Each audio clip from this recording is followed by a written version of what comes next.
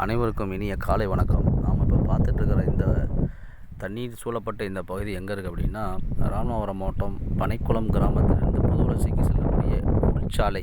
இது வந்து ஊருக்கு உள்ளே இருக்கக்கூடிய சாலை. கோப்பத்தப்பா தர்காவிலிருந்து புதுவலசை செல்லக்கூடிய சாலை. இந்த சாலை ஓரத்தில்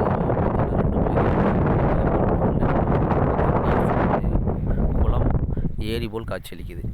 இதோடைய காரணம் என்ன அப்படின்னா, இப்போ பெஞ்ச கனமழையின் காரணமாக இந்த தண்ணியெல்லாம் தேங்கி இருக்குது. ஏன்னா இந்த பகுதி மணல் பாங்கான பகுதிகள்னால ஒரு சீக்கிரம் ஒரு குளம் போல காட்சி இருக்குது. இந்த பகுதிகளில் இப்போ புதிதாக ஹசீப் நகர் அப்படின்னு சொல்லிட்டு ஒரு நகர் உருவாக்கி வீடுகள் இப்போ கட்டிக்கிட்டு இருக்கிறாங்க. இவங்கெல்லாம் பார்த்திங்கன்னா தீவுக்குள்ளே மாட்டிக்கிட்டு இருக்கிற மாதிரியான ஒரு சூழ்நிலையில் இருக்கிறாங்க. இதோட விழிப்புணர்வு நோக்கம் என்ன, இந்த வீடியோவோட நோக்கம் அப்படின்னு பார்த்தா, இனி வருங்காலங்களில் இந்த மாதிரி பகுதிகளில் வீடு கட்டக்கூடியவங்க மேடாக உயர்த்தி கட்டினா தான்